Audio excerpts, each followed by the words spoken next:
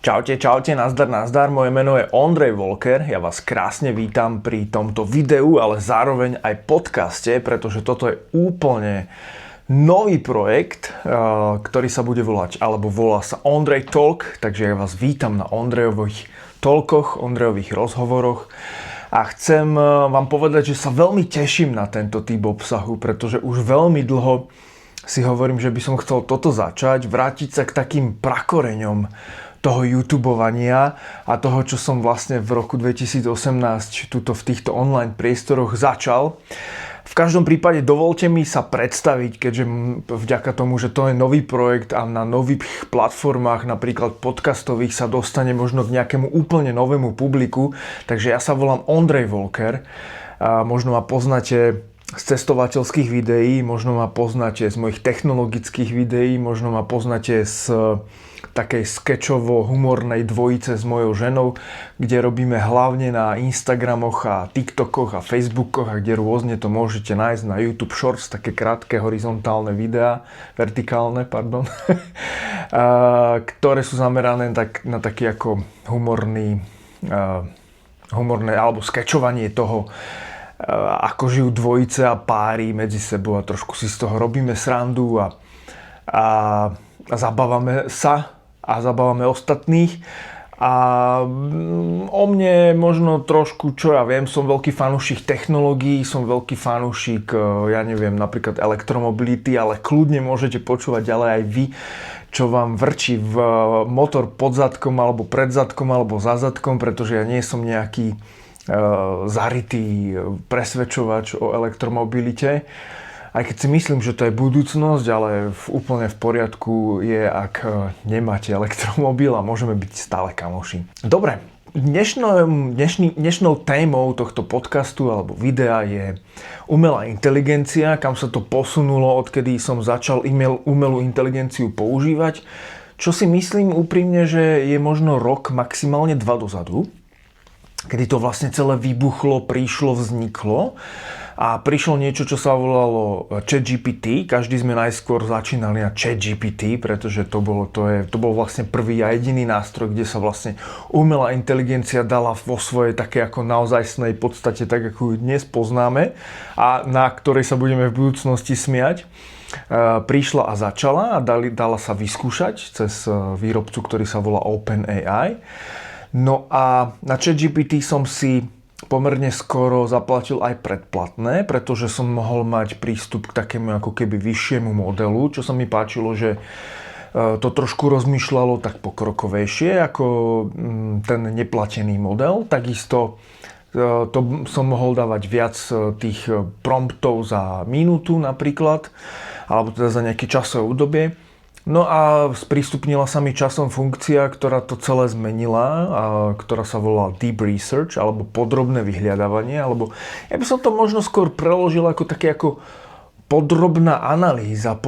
Research je skôr vývoj, nejaký podrobný, vývoj tiež nie je úplne dobré slovo, aký ako podrobný prieskum, to sa mi asi najviac páči. A tam ste mohli zadať, že ja neviem, nájdi mi top 10, teraz som napríklad včera hľadal top 10 destinácií, odkiaľ sa dá lietať zo Slovenska a je tam najlacnejšie. A ja by som vlastne na kanál Chlapci slovenskí, ktorý som zabudol vo svojom úvode zmieniť, že vlastne mnohí ma poznáte práve odtiaľ. Teraz najnovšie ma zastavili ľudia, že či som teda tí chlapci nejakí, alebo ako sa to volá. Áno, to som ja.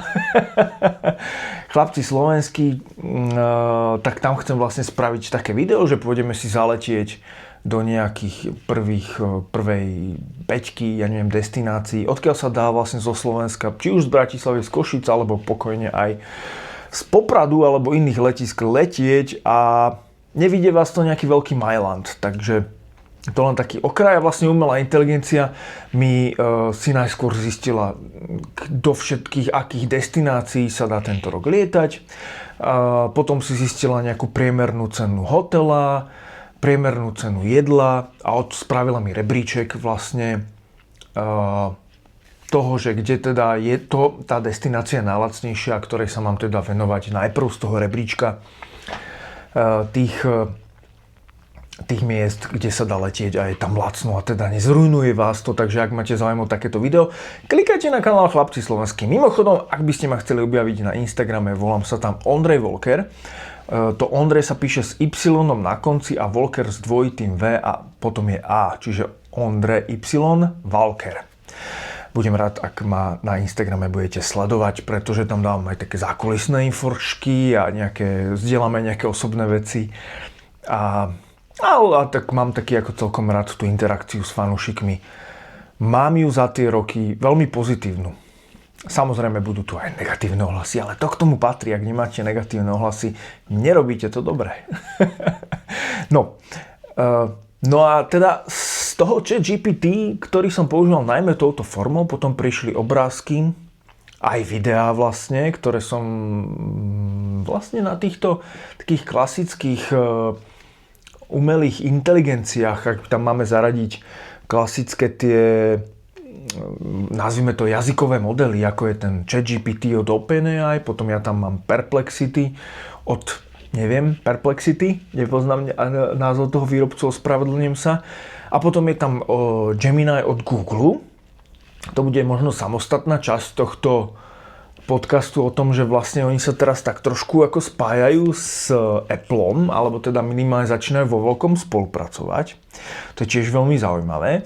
No a potom je tam napríklad Claude, čiže vlastne takéto tie prvé 4. Potom sú tam nejaké samozrejme čínske DeepSeeky, a ja neviem, nejaké ďalšie veci, ktoré ja ale nemám vyskúšané, nepoužívam ich, pretože ak chcete tú umelú inteligenciu používať na takej ako naozaj, dajme tomu, profesionálnej báze, že napríklad ja mám nejakú prácu, pri ktorej to používam, pri ktorej vytváram grafiky, texty a tak ďalej. A nie, že by som dával tej umelej inteligencii iba vyloženie, že tuto mi to uroba, hneď to použijem.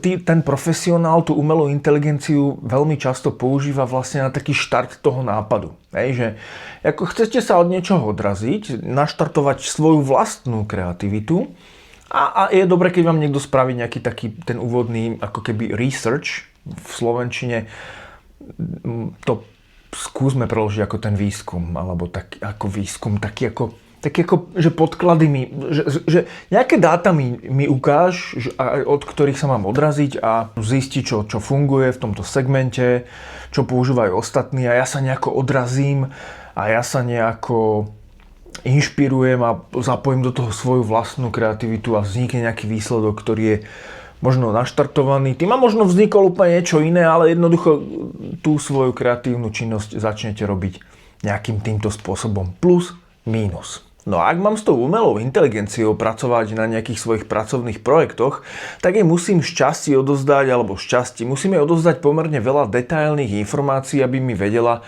tie výsledky a tú prácu vykonať čo najlepšie a tie výsledky vyplúť čo najlepšie. No a ja nechcem veľmi dávať nejaké citlivé moje informácie o mojej práci, aj keď citlivé do určitej miery iba na základe toho, aby vytvorila tú kreatívu, ale aj tak jednoducho nechcem nejakým spôsobom pracovať s čínskymi modelmi.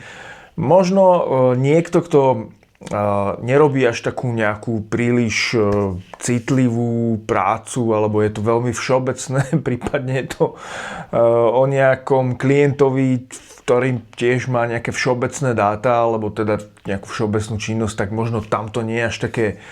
Tam by som možno nebol až tak úzkoprsý, ale ja jednoducho nechcem veľmi si ani vlastne ísť na nejaké stránky nejakej čínskej služby, ani si určite inštalovať do svojho počítača niečo takéto, aj keď v dnešnej dobe už aj tak neviete, čo sa presne deje však. Spomenul som tie obrázky, ktoré prišli, samozrejme prišli najskôr do nejakých nástrojov, ktoré neboli priamo v ChatGPT.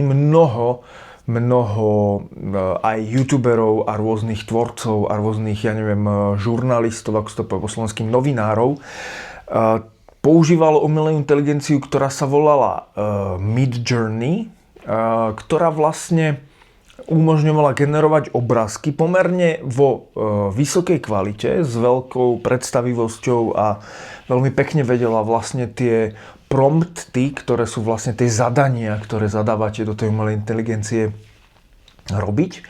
No a potom neskôr to začalo takým spôsobom nejakým superiť s tým ChatGPT.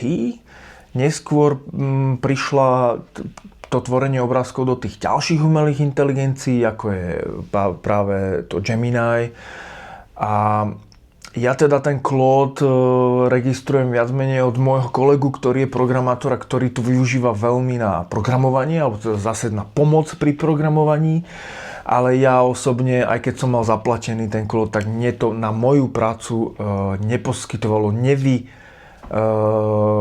nevyplúvalo mi to také výsledky ako napríklad to ChatGPT alebo Gemini.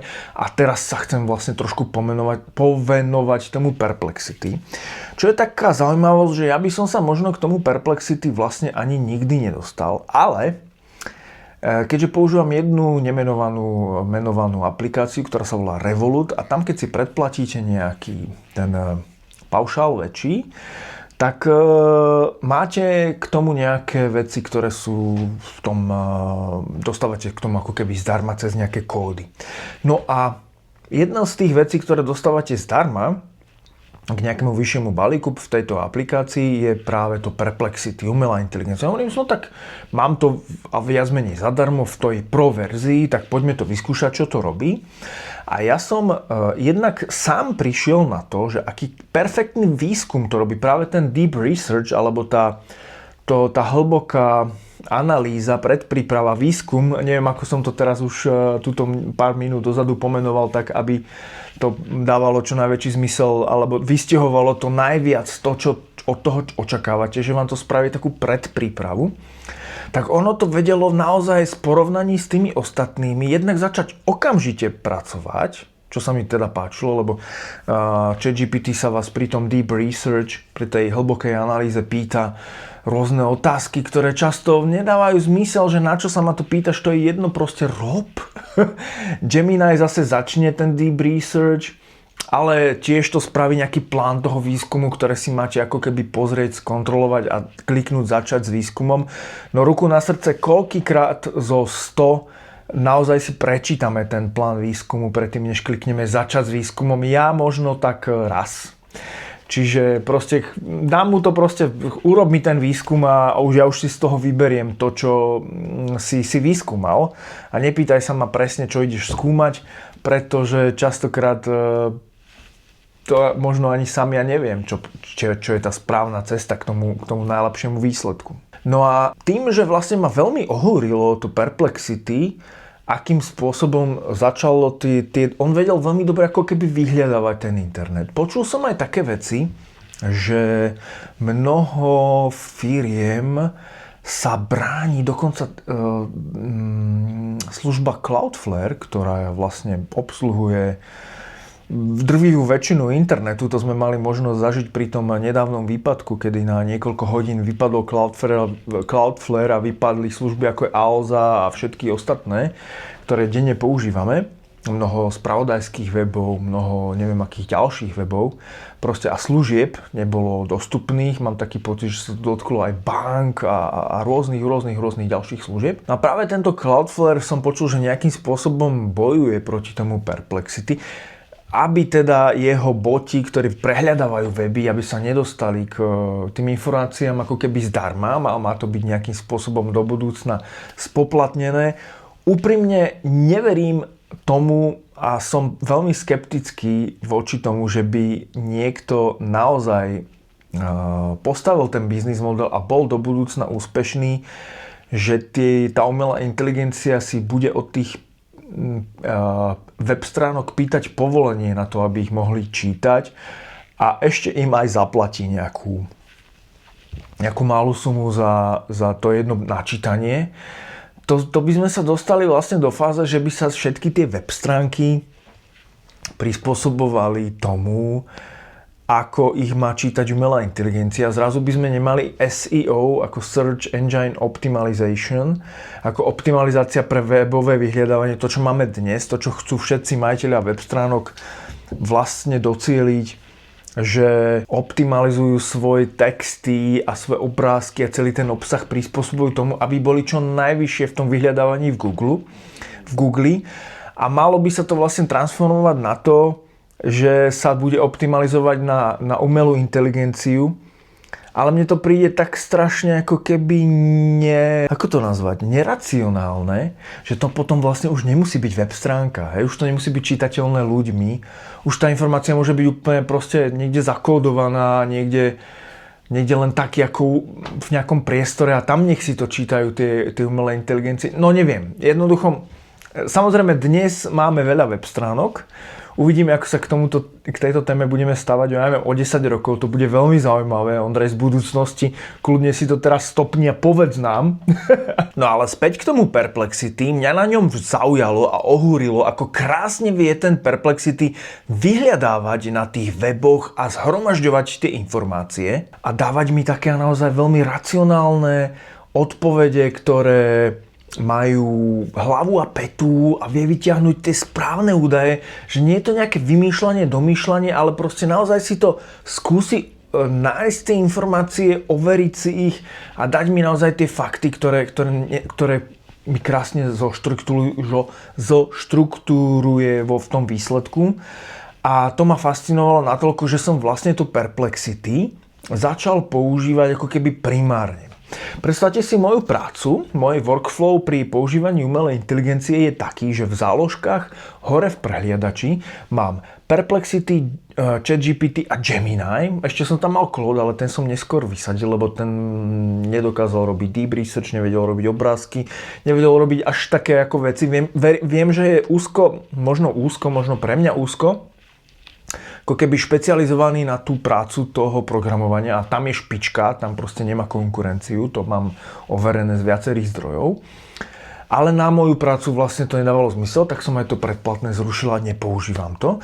A teraz, ja keď niečo ako keby ma napadne, že OK, toto by som si mohol dať ako keby predchrúmať tou umelou inteligenciou, tak vlastne otvorím si všetky tie 3 umelé inteligencie a dám ten istý prompt, teda po slovensky, to isté zadanie, aj pre Perplexity, aj pre ChatGPT, aj pre Gemini od Google.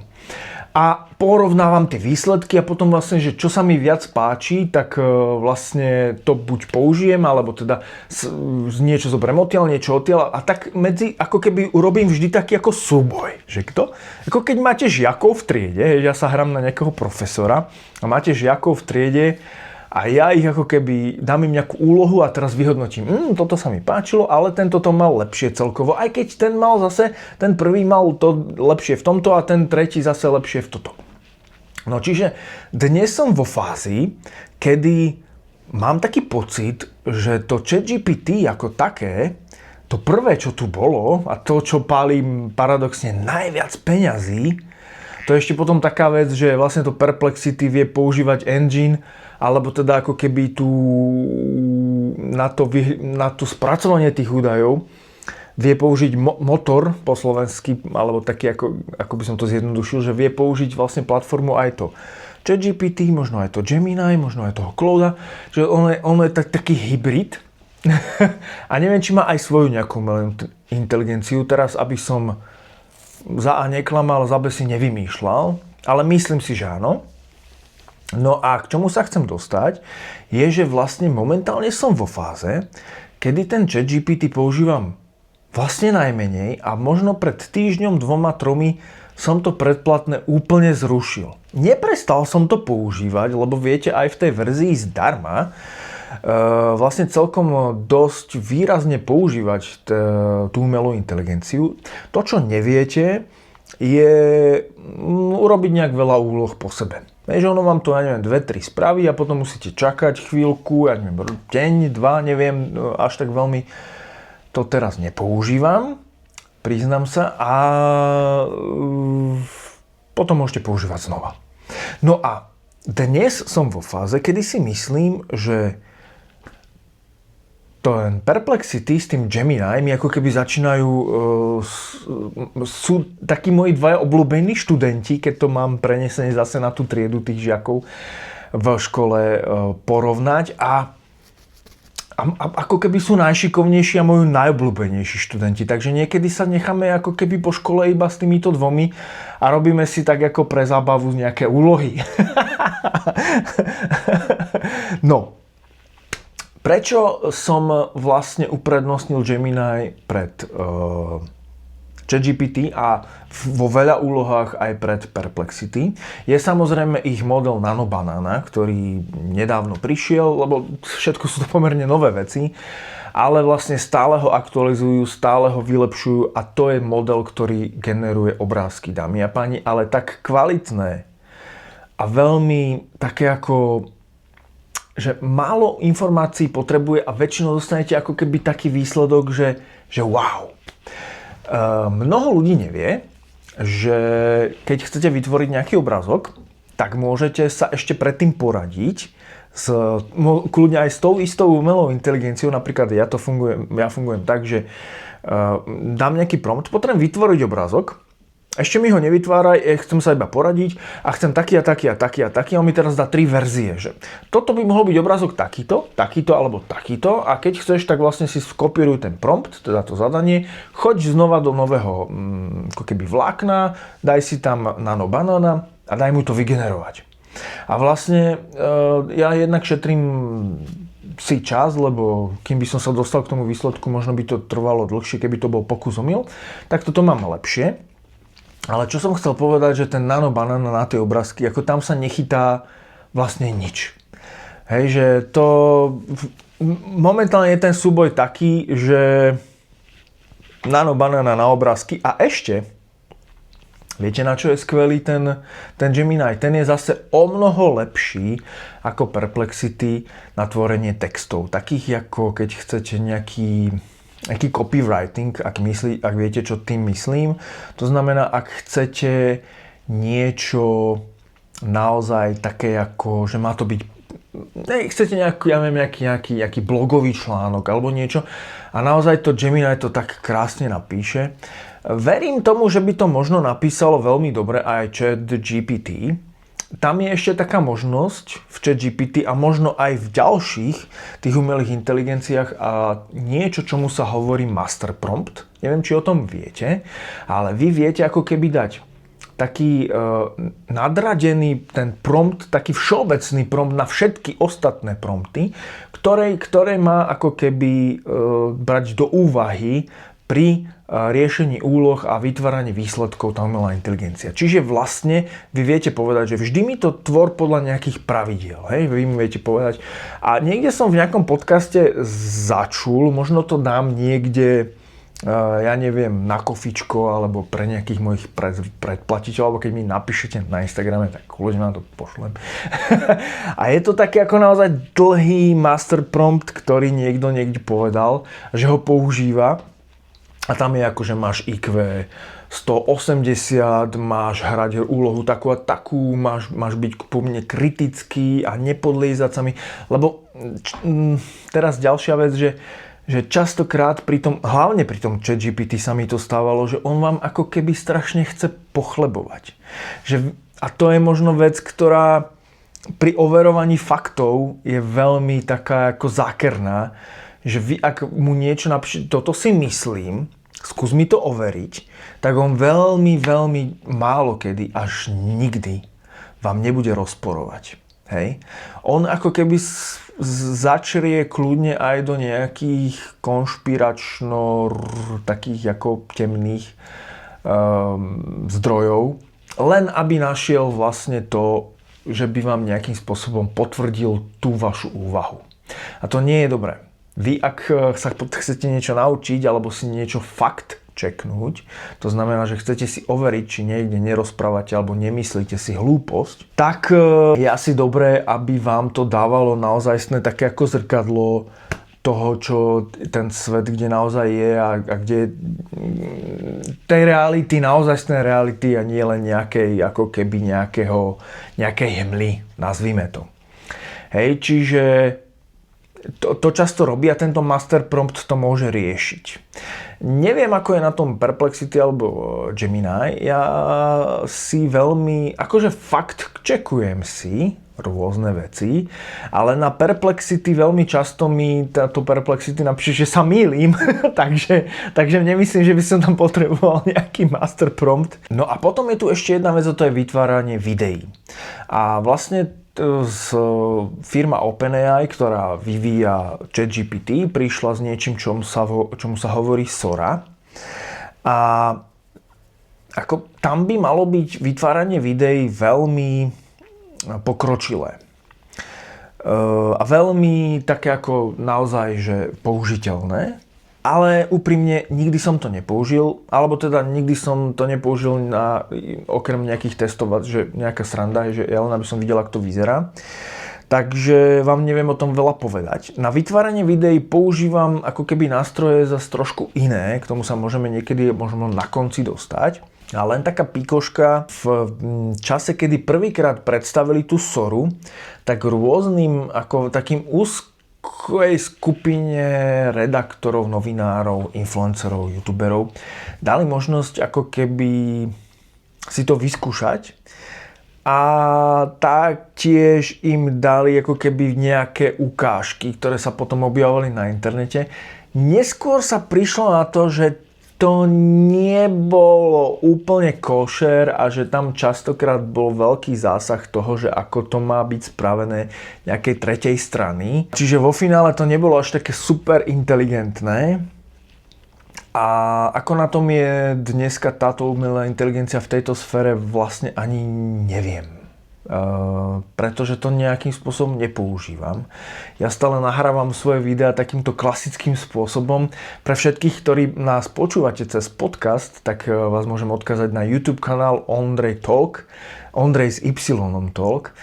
A tak to veľmi rýchlo a ľahko nájdete, keď napíšete Ondrej s Y, kde ma môžete aj vidieť. Ja to normálne rozprávam na kameru, takže môžete mať z toho aj vizuálny zážitok, aj keď vlastne ja tu iba stojím pred kamerou a rozprávam, alebo sedím, takže až taký úplne super zážitok to nebude. Kľudne si to počúvajte na sluchatkách pri cestovaní, trénovaní, behaní, či prechádzaní sa, alebo šoferovaní, prípadne pri práci. Všetkých zdravím a ďakujem za počúvanie, sledovanie. Rád by som sa pripomenul, moje meno je Ondrej Volker a môj Instagram je Ondrej Volker, Ondrej s Y a Volker sa píše Valker, ako ten nápoj. Čo sa týka nejakej teda aktuálneho zhrnutia, to ako používam teda tú umelú inteligenciu, tak je taká, že vlastne viac menej používam to Perplexity na ten research, na to získavanie tých informácií, ak ma niečo napadne. Rovnako to isté zadám do Gemini. Tam musím chvíľku počkať a kliknúť, že štart, alebo teda začni s výskumom. Perplexity prišlo nedávno s takou funkciou, že tiež sa vás ako keby pýta, ale na nejaké podrobnejšie otázky a dávam na výber, vy môžete ako klikať.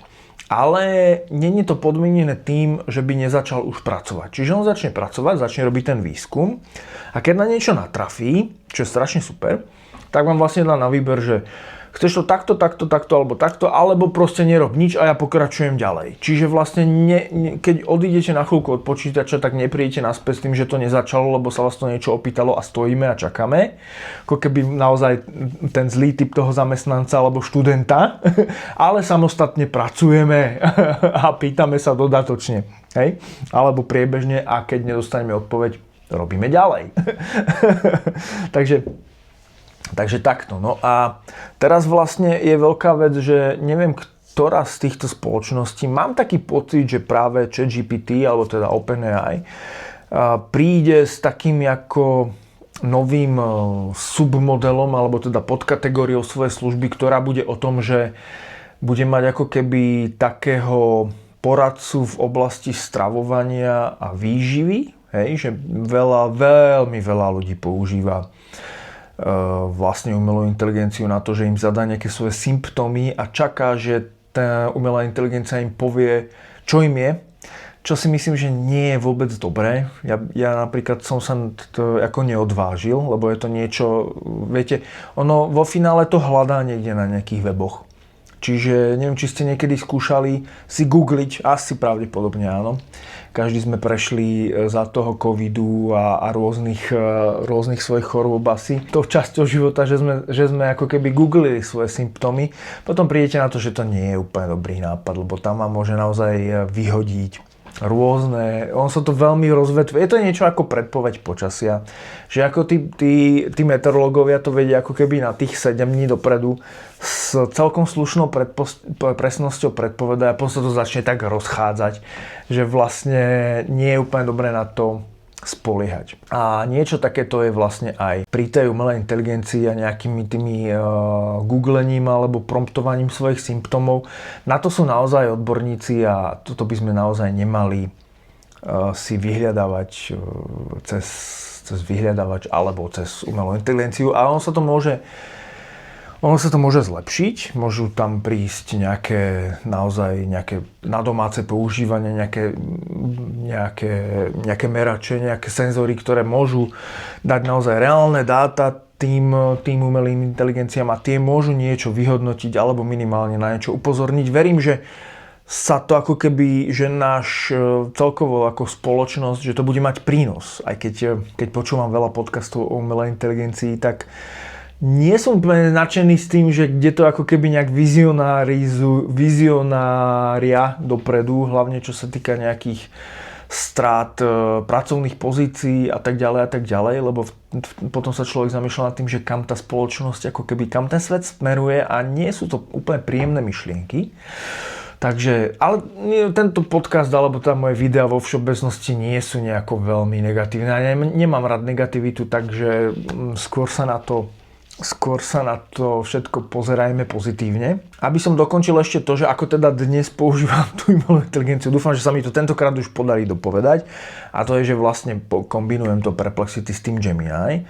Dokonca som mal tak ako chvíľky, že som chcel používať ako Gemini ako keby tú primárnu. Ešte mám takú ako kvôli tomu, že som to chcel vyskúšať, ale nebolo to minimálne teda na ten deep research. Ono, tá Gemini, ja mám s ňou taký problém, že on dáva strašne ako keby tie výsledky také ako veľmi podrobné, je to veľa čítania. Dneska ľudia čítajú veľmi málo a chcú čítať veľmi málo a máme málo času na všetko. Že ja mám rád taký ako štrukturovaný výstup a ten mi skôr dáva to Perplexity. No ale uvidíme, možno sa to práve dá riešiť nejakým master promptom alebo nejakým promptom vždycky, že pozor, mám rád tento typ výsledkov, takto mi to dávaj. Ešte som sa chcel dostať k tomu, že v pravdepodobne blízkej dobe, ja verím, že ešte tento rok, spoločnosť Apple, ktoré sú fanúšik veľký a ktorú mám veľmi rád, tak príde s tým, že uvedie konečne nie svoju, ako to bolo. Ináč to je strašný trapas, že predstavíte niečo, čo sa má volať, že Apple Intelligence, že proste bude to najlepšie na svete. A po 2 rokoch, alebo po 3, to už neviem presne, koľko to trvá, poviete, že no, ale viete čo, vlastne nebude to naša intelligence, bude to intelligence od Google, Gemini. Neviem, či viete, alebo neviete, ale teda Apple sa definitívne dohodol s Googlom na používanie ich umelej inteligencie. Pozor, bude to ale nie tak, že ako keby používali Gemini. Oni tu budú používať Gemini, ale nie nástroj Gemini tak, ako my ho používame dnes. Ale oni použijú vlastne tú umelú inteligenciu, zoberú ju ako software i dajú ich na svoje servery, na Apple servery. Google k tomu nebude mať dosah, ani prístup, ani možnosť nejako ovplyvniť to, čo sa tam bude diať. A hlavne bude mať prístup k dátam, čo teda je, myslím si, že v prípade Apple asi najdôležitejšie. Budú na tých svojich Appleackých serveroch vlastne využívať ten pohon, ten motor, ten softwarový motor od toho Google. Čo je veľmi paradoxné, keď na prvé počutie je to až neuveriteľné, že vlastne niečo takéto sa ide diať, keď si zoberte, že 2 konkurentov, lebo vlastne čo je vlajková loď spoločnosti Apple? Je to iPhone. Čo je v tomto segmente najväčší konkurent? No sú to práve androidové telefóny, ktoré vlastne primárne, pre ktoré tvorí software Google. Čiže vlastne by ste si povedali, že to je niečo ako neuveriteľné, že ako 2 konkurenčné spoločnosti môžu využívať služby v jednej oblasti tej druhej spoločnosti. No proste celé je to veľmi, veľmi, veľmi také ako na prvý pohľad zvláštne. Človek musí naozaj trošku vidieť dovnútra, aby pochopil, že prečo sa to ide diať. Myslím si, že od Apple je to geniálny krok. Je to fenomenálny, geniálny krok, kedy vlastne neminú na vývoj umelej inteligencie ani cent a dokázali si podľa mňa vybrať asi najlepšiu možnosť, pretože ten Gemini je naozaj silný nástroj. Ono mnohokrát je ten výsledok, ktorý vám dá ovplyvnený tým vašim zadaním a tým, ako to zadanie vie pochopiť, čo chcete. To možno vie lepšie Perplexity, možno to vie lepšie ChatGPT, možno, neviem. Častokrát tuto v tom Gemini narážam na to, že sme sa až tak úplne nepochopili, ale to neznamená, že tá umelá inteligencia nemusí byť tá najlepšia. Práve toto si myslím, že to asi tak je, s veľkou pravdepodobnosťou, že to tak je a že ten Apple si vybral najlepšie, ako mohol. A verím, že teda príde doba, kedy budem môcť poslať správu svojmu kamarátovi, takže ju nadiktujem aj s tým, že sa dvakrát zakoktám a poviem niečo iné, ako som chcel, môžem povedať opravujem sa a takto a takto. A ten môj kamarát dostane tú správu prepísanú do textu tak, že to bude perfektné. To bude prvý dôkaz toho, že ten Apple naozaj spravil tú umelú inteligenciu dobre. A potom samozrejme, že tu máme tú Siri, ktorú chcem, aby bola totálne maximálne a čo najviac super inteligentná sama o sebe a sama so sebou.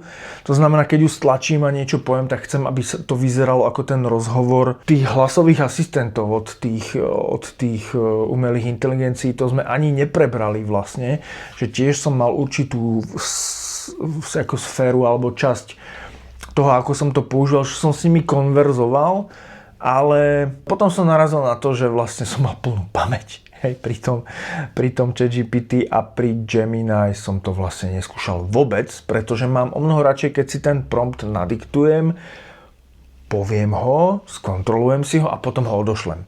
Ale sú rôzne veci typu, ako môžete si trénovať angličtinu so svojím súkromným asistentom cez OpenAI ChatGPT a rozprávať sa s ním.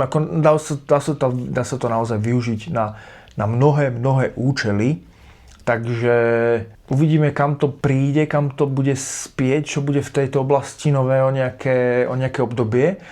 A ja sa teším, že ste so mnou tak týmto spôsobom trávili čas, že ste vypočuli moje myšlienky a možno som vám niečo nové povedal, možno vás niečo napadlo, čo by ste chceli k tomu dodať. To naozaj budem veľmi rád, ak mi napíšete na YouTube dole do komentárov. Tam sa, verím, strhne nejaká celkom produktívna, zaujímavá a dobrá debata na túto tému.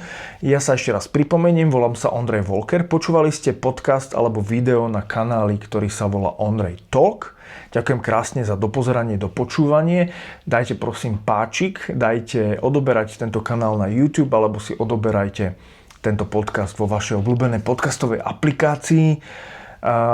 Krásne ďakujem a prajem vám krásny deň a teším sa čo najskôr znova a opäť na vaše uši. Ahojte.